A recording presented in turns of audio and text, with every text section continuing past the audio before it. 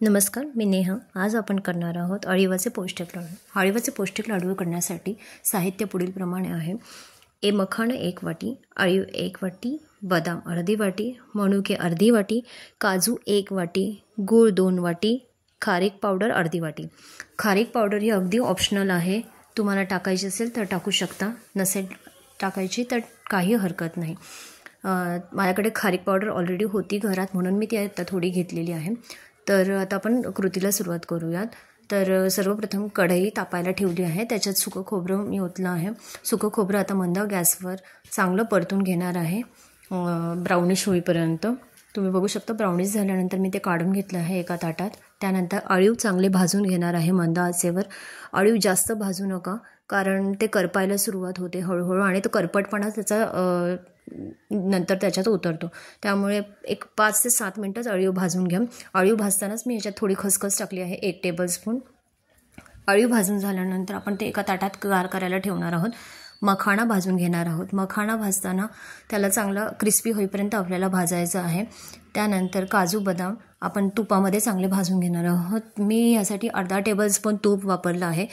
काजू बदाम भाजतानाच त्याच्यात थोडंसं तूप टाकलं आहे, मला याच्यासाठी जास्त तुपाची पण गरज लागलेली नाही आहे, तुम्ही बघू शकता। चांगले भाजून झाल्यानंतर याच कढईमध्ये मी खारीक थोडी भाजून घेणार आहे, खारीक पावडर भाजतानाच त्याच्यात पिवळे मनुके जे घेतले होते ते मी ओतणार आहेत आणि ते चांगले भाजून घेणार आहे हे मिश्रण चांगलं।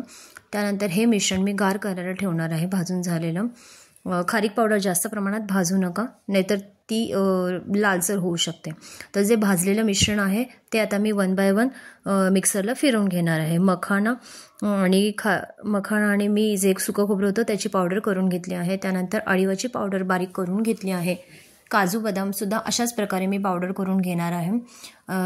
जे आपण खारीक पावडर घेतली होती भाजून, ती मी त्या ताटात ओतली आहे। त्यानंतर कढईमध्ये मी जवळपास 5 ते 7 टेबलस्पून तूप टाकलं आहे।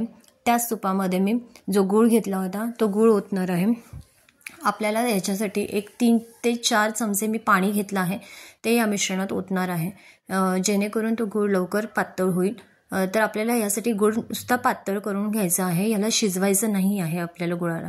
तर गूळ पातळ झाल्यानंतर जे भाजलेलं सर्व मिश्रण होतं ते आपण हळूहळू ओतणार आहोत आणि सर्व ओतून झाल्यानंतर मी वेलची पूड घेतली आहे। वेलची पूड जवळपास 1 टेबलस्पून घेतली आहे, ती सर्वात शेवटी मी टाकणार आहे त्याच्यात। ते सर्व मिश्रण एकजीव करून घ्यायचं आहे आणि हे मिश्रण गरम असतानाच आपल्याला याचे अळीवाचे लाडू वळून घ्यायचे आहेत। अळीवाचे लाडू गरम असतानाच वळले की पटकन बनले जातात। तर तुम्ही बघू शकता अशा प्रकारे माझे अळीवाचे लाडू तयार आहेत।